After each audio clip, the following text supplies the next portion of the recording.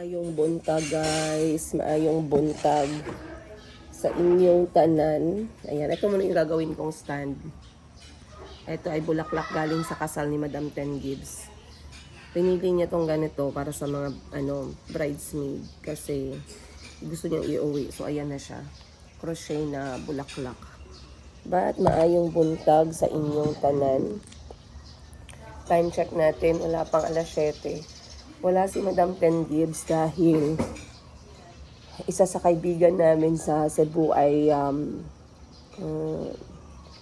sumakabilang buhay and they need to attend dahil talagang mabait namin na kaibigan, but ngayon ang balik nila galing Cebu. So ngayon sa harapan ko ang aking breakfast. Pakita ko lang sa inyo, low key galing sa ref ng kapatid ko. So, para sa aking tsaa sa umaga, mainit. Dapat tinatry ko na mainit yung una kong ilagay sa katawan ko bago ang lahat. So, ito ay mixed spiced, na merong cinnamon, merong ginger, merong marami, parang mga cloves, parang mga 8 spices galing sa Africa. And ang pampatamis, namili ako ng ganito. Lagi na akong merong honey sa bahay. Siguro mga 6 months na ngayon na hindi ako nauubusan ng honey. Mahirap bumili ng honey kasi may iba na na siya, mixed. So etong isang malaking bote na to is 250 pesos. So bumili ako ng dalawa, isa para kay Madam Ten Gibbs, isa para sa akin. This is galing sa palengke. Then nakita ko sa ref niya meron siyang dragon fruit. So kung anong pag-aari niya, hindi ko pag-aari, pero pwede kong nakawin.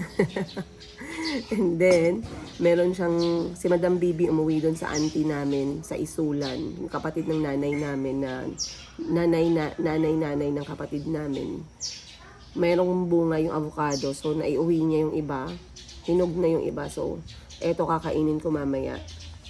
But, again, maayong buntag. Usap-usap muna tayo bago tayo trabaho. So, ang ginagawa ko guys, ginapalugdang ko muna yung mga particles. Ginapalugdang meaning parang ginahintay ko muna magbaba yung particles bago ko siya inumin ba. Ginapalugdang.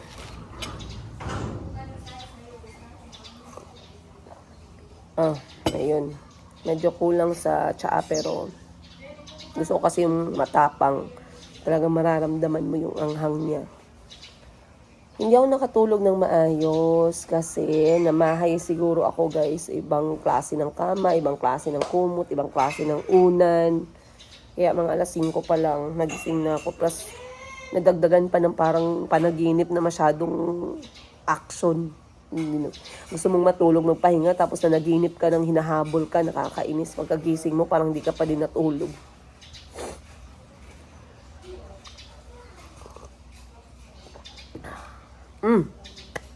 Speaking of, meron ako nakitang comment na napakaganda kagabi at gusto kong sagutin kasi napakaganda, marami kayong matututunan sa comment na to.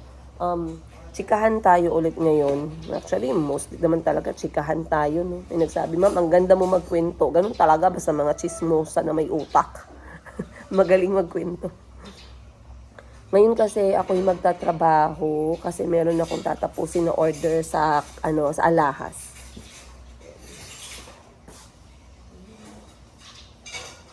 Abot ba siya? Mamaya, bigla akong mahila. Ayan.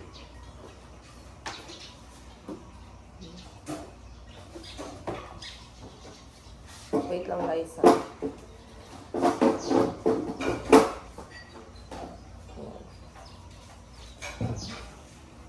Ayan. Kita nyo ba ako dyan?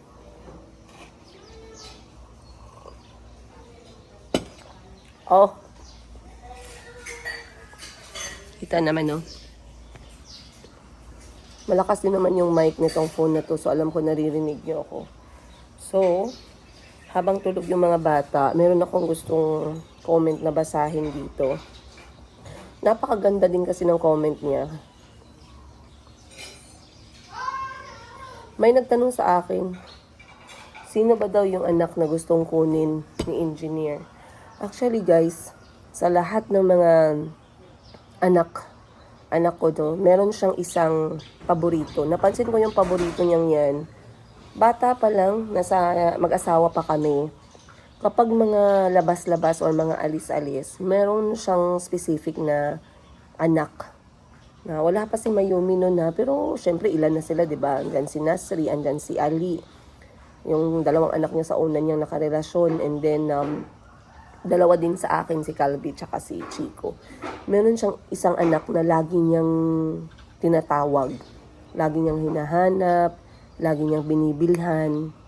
Okay? Hindi ko lang alam kung may nakapansin sa inyo, pero may paborito siya. Paano ko pa nalaman na paborito niya?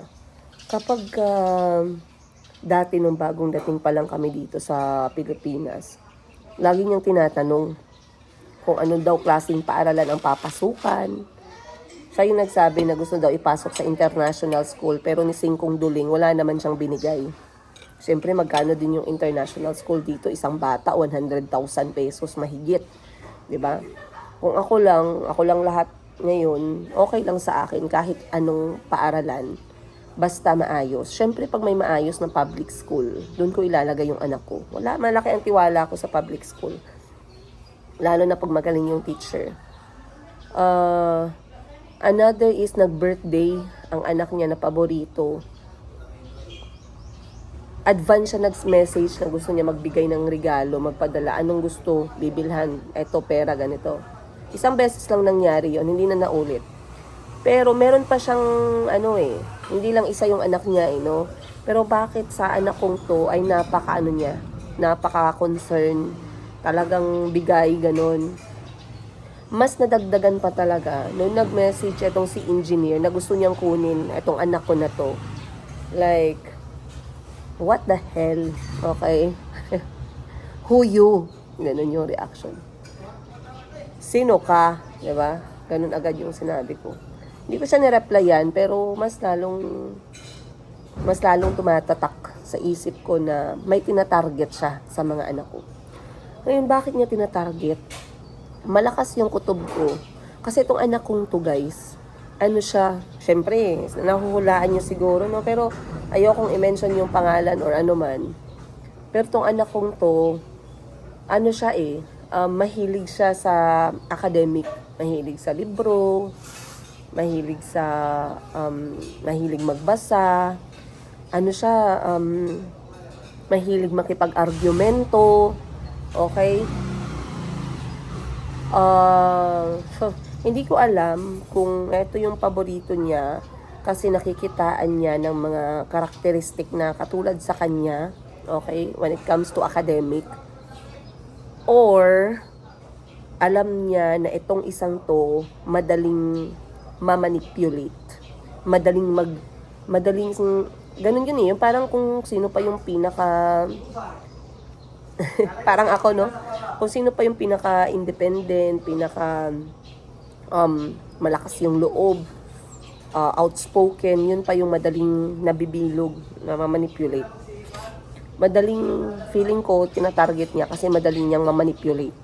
Which is nakita ko rin naman, kasi unang minanipula ni Diablo number 2, no? Or ni Auntie Christine. Sa lahat ng bagay. Turuan na magalit sa akin, turuan na sagutin ako, i-build yung emotion na, anong tawag mo nun, sumbat ba? I-build yung emotion sa anak ko na sumbat at the age of 5, na kung saan-saan ka lang pumupunta, ikaw lang nagsasaya, kami gusto din namin magsaya, mga ganun na salita na lumalabas sa bunganga ng isang 5 years old. Hindi normal. Pero pag merong nag-enable, merong nag-build, merong hinayaan at hindi kinorek, okay, at hindi na-explain ng maayos, ay talagang magiging ganun yung ugali ng bata kahit anong edad pa yan.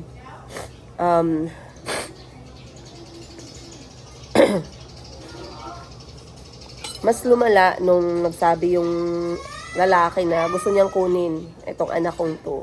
So bakit? Anong tingin mo dun sa ibang anak ko? Bato? Wala kang pakialam? Ganon. At kahit pa sabihin natin may pakialam siya dun sa isa na talagang tinatarget niya, hindi naman all out. Okay? Parang makapal din talaga ang mukha niya talaga na ako bigla siyang magme-message na gusto niyang kunin yung anak ko. But anyway, merong nag-comment dito like I said, basahin natin. Napakahaba ng comment niya.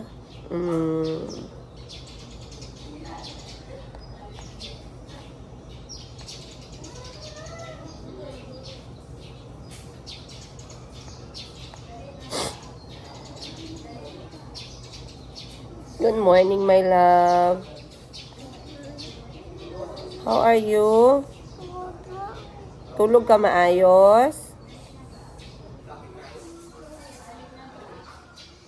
Saan ba yun?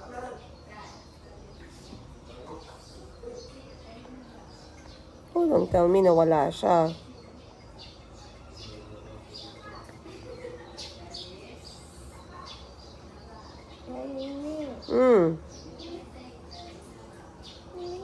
Yes.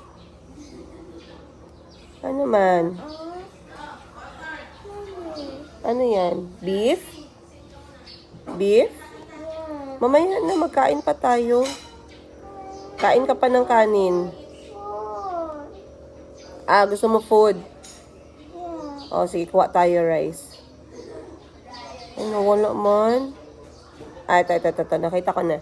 Wait, I will get you rice. You want rice and beef? O, sige, saglit lang.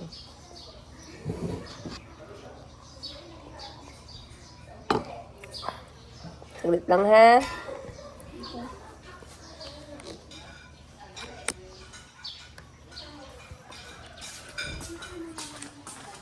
Kukunan ko lang si Chico ng kanin. Sa lahat ng mga anak ko, si Chico yung unang nagigising kasi hinahanap niya ako agad. Good morning.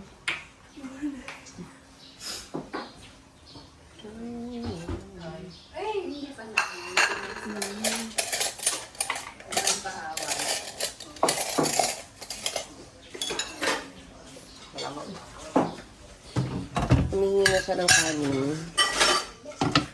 Walang tayong kanin. So, ako lang nagre-less rice. Pero, yung mga anak ko, rice pa din sila. Ito natin konting egg. Gamot na naman si Jericho. Malunggay pala, tsaka oregano. Ang ganda ng sikat ng araw ngayon. Dinala ko yung mga bata dito kasi wala silang banding ng mga pinsan nila the whole week.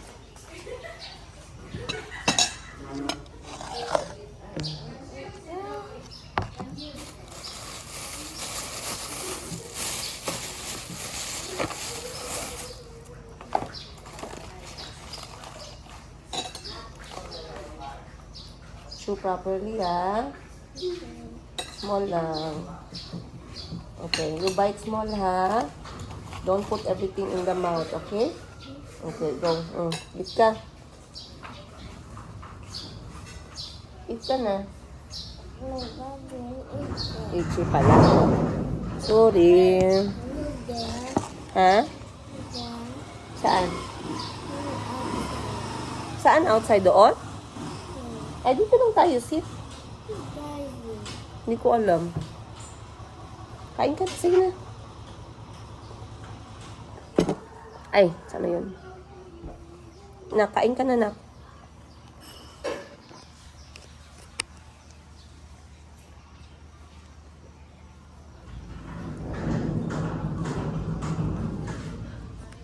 Sorry, guys.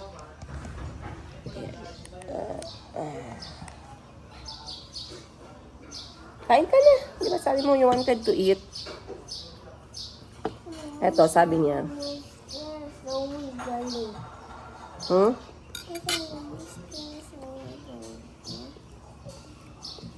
Okay lang yan.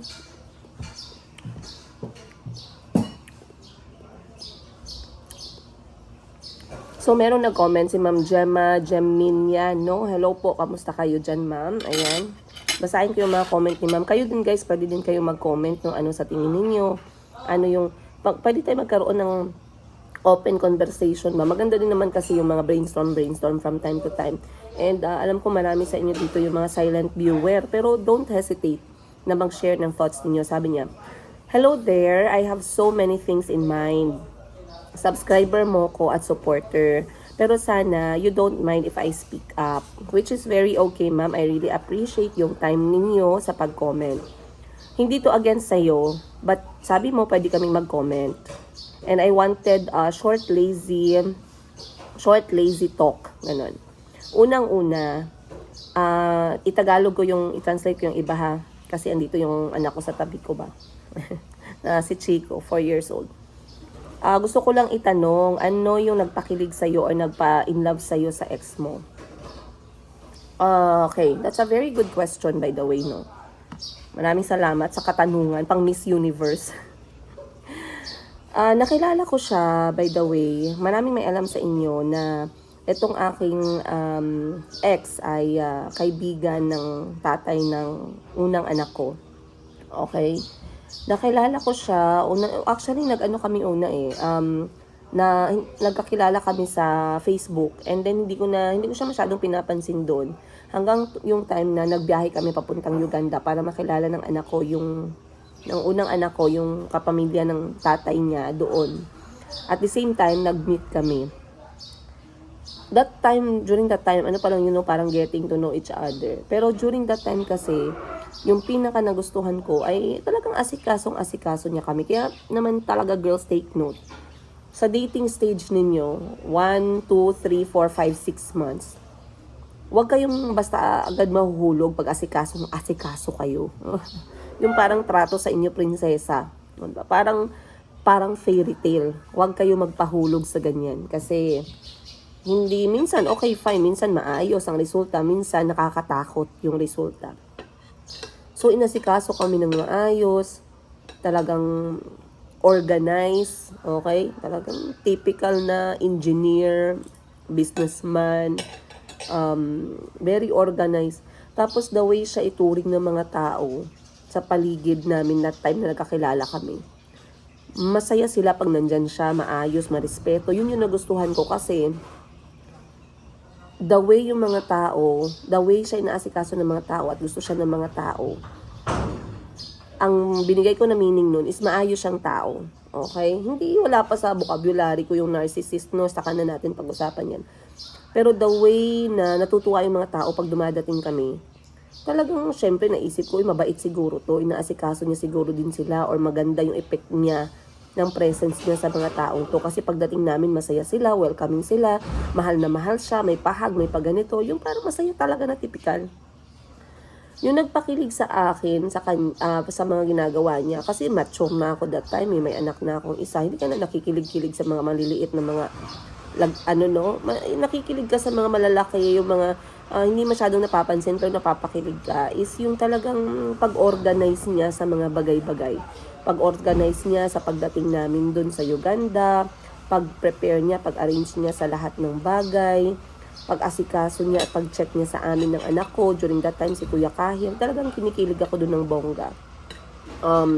Ano pa ba? Pagbalik naman namin, nung bumalik na kami ng Thailand, kasi sa Thailand pa ako naka-base that time, may mga paunti-unti naman siyang mga plano, conversation, gano'n. Hindi naman talaga makikita yung action, no? Kasi nga, long distance kami nagsimula. Pero yung mga mini-message niya sa akin na ganito, piniprepare ko yung tirahan, ganito, uy, may nakita akong bahay, may 3 bedroom, perfecto sa atin, ganito, ganyan. The way niya i-arrange yung parang future namin ba. Doon ako kinilig ng bongga. Na parang naisip ko, ito yung gusto ko, family man. Ito yung gusto ko, yung katuwang ko sa pag-iisip sa mabibigat na bagay. Okay? Talagang napaka-engineer ng datingan. Engineer na engineer. Mga bahay, chinecheck niya. Matalino. Nakakakilig sa akin yung matalino siya. Very knowledgeable sa mga bagay. Hindi mamamatay yung conversation. Yung conversation laging merong laman. Alam niyo yun? Meron kasi mga lalaki na kahit mature na, pag kinausap mo, wala pa ding laman yung conversation. O diba? Aminin ninyo yan. Sabi niya, sabi mo kasi, hindi naman siya maayos manamit. So ano talaga yung ano niya, yung character niya na na-capture yung puso mo. Doon yung matalino, knowledgeable, magaling kausap, maalam, syempre engineer, may mga alam siya na boplax ako, may mga sinasabi siya na hindi ko naman talaga magets. Tsaka yung kanyang position that time, hindi naman sa pinakamataas, pero may position siya. Tsaka for me, it looks very authoritative ba? Yung parang, hay, sa wakas, I don't have to be independent. Okay? Pwede ako maging Disney princess with this one. Ganon. Kasi talagang napaka, ano niya, no? Lalaking lalaki baga. Very manly. Yun.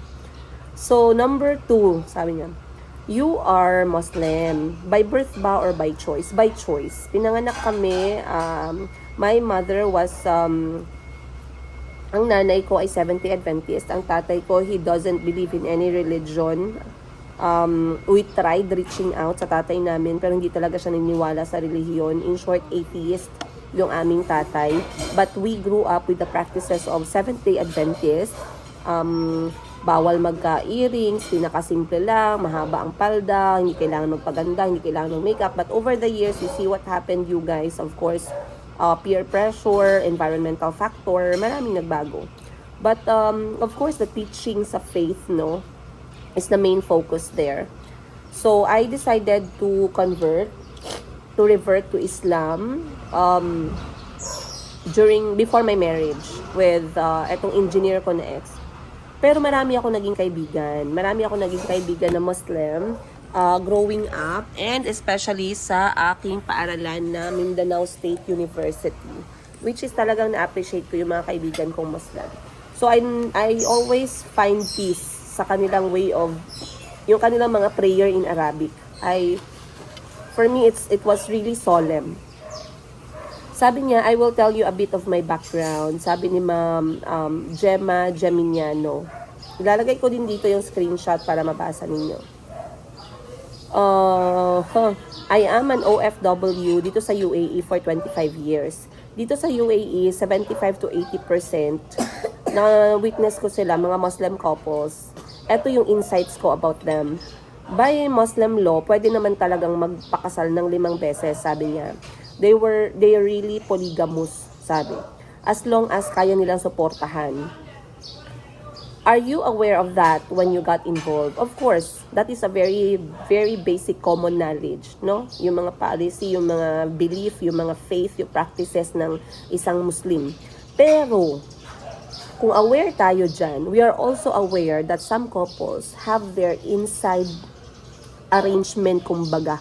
Okay? Hindi lang ako, kahit is it Sheham Meta or Shaham Meta, yung isang content creator din na Muslim. Check ko lang kung tama ba yung sinabi ko, no? Kasi nag-share din siya ng insights niya sa isa sa mga content niya, at nagustuhan ko din yung sinabi niya doon. Shaham Meta. Si Shaham Meta, ayan. Shaham Meta, na content creator na Muslim lady, okay? Nag-share din siya kung ano yung thoughts niya about dyan. Pero sabi niya, which is the same din sa sinabi ko sa aking ex, na bago kita pakasalan, we have to make agreement na hindi ako papayag na merong ikalawa, merong ikatatlo, merong ikaapat, merong ikalima bago kami nagpakasal. Gusto ko malaman yung standing mo dyan, tungkol dyan. Kasi kung hindi ka at ease sa gusto ko, since hindi pa naman tayo nagpapakasal, okay lang. Wala namang sapilitan to. I can move on, you can move on. Kasi I don't want to make you do things na hindi mo naman gusto in the future. 'Di ba? Selfish naman yun. So, pinag-usapan namin yan before you go get. So talagang pinag-usapan namin yan bago kami nagpakasal, in which nag-agree siya na hindi siya ganong klaseng Muslim. Okay? Though ganyan yung belief nila, for him, naniniwala siya na isa lang din talaga. Okay na, ganon. So, syempre napag-usapan namin, hindi naman ako magpapakasal knowing na alam ko na magkakaroon siya ng 10, 15, 20. Nawawala na din kasi yung ngayon, no, paniniwala na hanggang 4 lang, hanggang 5 lang. Wala na, unlimited na guys. Huwag kayong na iniisip nyo dahil 4 lang. Hindi naman lahat, no, pero merong iba. At kahit lang hindi Muslim, again, it's not about the religion. Huwag tayo maging ipokrita. Alam natin lahat yan. Kahit hindi Muslim, May mga Kristiyano, may mga kung anong klaseng relihiyon. Okay, nak? May mga anong klaseng relihiyon na may mga galawan din, mga Hokage moves. Okay? Hindi lahat, like I said, my point is wala sa religion. Okay? So yes, to answer your question, aware po ako, pero napag-usapan namin yan at nag-agree kami. Kaya ako nagpakasal. Okay? Sabi niya, pero dapat kaya nilang suportahan, yun lang. Kasi, ang pagkakaalam ko, dito sa unang nakarelasyon niya, kaya hinayaan na sa akin tumira yung 2 anak ng unang babae kasi hindi niya din sinusuportahan. Hindi kakayanin ng babae, kaya hinayaan na sa amin na din sila tumira, hindi na siya lumaban. Okay? So, hindi na din yan about sa support. Katulad ng sinabi ko sa inyo kahapon, parang kultura na nila na mag-anak. Dati hindi ako naniniwala sa ganyan eh. Sabi ko, hindi. Ano lang yan, wag naman tayong judgmental. Pero guess what, you guys? Nangyari sa akin. May anak sa akin, 3 ni 5 duling walang suporta. Okay. So, sabi niya, men mostly seems like narcissistic because they believe that they are the head. Feels like king, kumbaga. My observation only, I witnessed 90% of Muslim marriages nagfi-fail. Then a lot of career-oriented women get out of marriage or not getting married, which is true. But since for you, okay, yung ex mo, hindi ka dinidivorce. Siguro dahil gusto ka pa niya. Dahil tayong mga Pilipina, lovable tayo at saka independent. Totoo naman, tayong mga Pilipina. Kaya narinig ko guys, nung nandun pa ako sa Uganda, talagang kilala ang mga Pinay, by the way. Oy, Filipina, asawa mo Filipina, oy, girlfriend mo Filipina. Maraming mga lalaki, hindi naman sa pag-aalsa ng ating sariling bangko, pero marami talaga yung mga lalaki sa labas ng Pilipinas na pag narinig yung pangalan na Pilipina, may nagsasabi naman ng negative, no? Pero mas marami nang nagsasabi na, uy, Pilipina, she is capable of raising a family. She's capable of maintaining a home. She's capable of, she has a lot na malalagay niya sa table, which is true. Okay, we have a lot of things we can contribute on a table, by the way, sa mga Pinay. Huwag nating ismulin. Except na lang sa mga utak talangka ng mga Filipina, yung ginawa lang ay maging chismosa. Ayan. Wait lang guys. So ngayon, ayan, patong natin dito. Ayan. So ngayon you guys, sabi niya,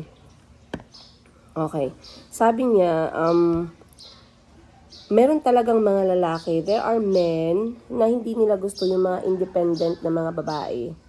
Again, observation ko lang to. Kasi some Western countries, mga lalaki sa Western countries, sometimes intimidated sila sa mga Filipina. It's very easy to be intimidated. Hindi lang naman sa Pilipinas. Madaling maging ma-intimidate sa mga babae na very independent, very strong-minded. Pero for me, pag ako lalaki, okay, hindi ako magdi-date ng matatakot ako yung lalaki, mababaw, ganun. Enough na sa akin yung effort ko, ayoko na mag-effort pa. I will never date a single mom. Hindi dahil dun sa mga anak niya or responsibilidad niya, the fact na yung mismong magiging ka-date mo, no, yung mismong single mom. Kasi nakakatakot yung single mom for me. Imagine, kung kaya niya buhayin yung mga bata, at the same time, makatulog pa siya, makahinga pa siya, makasukulay pa ng buhok niya, magkaroon pa ng me time, nakakatakot talaga yan. Kasi ibig sabihin, ano pa ang hindi niya kaya. Okay? So, personally lang to, personal thought ko lang to. Kung ako naging lalaki, hindi ko siguro pag gusto ko, no, talagang, gagawa ako ng effort, ganyan. Pero nakakatakot mag-date ng isang single na nanay. Isang anak man yan, 2 anak man yan, 3 anak, 4 na anak. You are dealing with a woman who actually survived a lot of things na you cannot imagine. Okay, you guys. So, for men out there who are dating a single mom or who fell in love with a single mom or nag-asawa kayo ng single mom, kudos sa inyo. Kasi na meron kayong ginawa na hindi kayang gawin ng mga lalaki. Diba? Sana all. Then let's go back sa question niya. Sabi niya, for child support, hindi sila nagsusuporta kapag wala yung mga anak nila sa custody nila. I actually noticed this. Ginagamit nila tong excuse para kunuhay, maging maganda yung pakiramdam nila. Ayoko magsuporta, ba't ako susuporta? Hindi ko naman, wala naman sa akin yung mga bata. Ibigay mo muna yung mga bata bago ako magsuporta. Ganun ang excuse nila. So, hindi lang sa ex ko nakita ko yan, no? Madami din ako nakitang lalaki na ganyan. Okay? Mag-abang pa-advise ka dun sa nag-officiate ng wedding ninyo. And actually, nagpa-advise ako sa lawyer. Sa lawyer po ako nagpa-advise. And so far, we are still listening to the lawyer. Kasi may mga lawyer na magagaling hindi laban. Sinasabihan ka muna, pag lumaban ka, baka ganito yung mangyari. Baka mamaya, anong ganito mangyari. Okay? So magaling yung lawyer na pinuntahan ko, guys. Don't worry. Mga laban natin lately na ka-lawyer yan. Okay? So sabi niya, dahil ayaw niya naman na magpirma ng divorce, baka kino-consider ka pa niya. Kino-consider ano? Anong tingin mo sa akin? Baka i-consider niya kung bibilhin niya o hindi. Big X na siya, guys. And then sabi niya, ask the Muslim leaders for advice regarding the custody. Again, hindi ito about sa kulay, but yung belief or laws ng mga Islam. Katulad nga ng sinabi ko, no, merong mga case-to-case basis ng pag-aasawa o pagpasok sa isang Muslim marriage or Islamic marriage. Hindi lahat sumusunod talaga dun sa sinasabi na 4 dapat magiging asawa. Okay? Merong mga couple na very vocal sila sa kanilang choices and agreement as couple regardless kung ito ay isang Islamic na marriage. So, that is my insight. No? Maraming salamat once again, Ma'am Gemma Geminiano, sa lahat ng sinabi mo. I love how you opened up sa mga thoughts mo regarding my last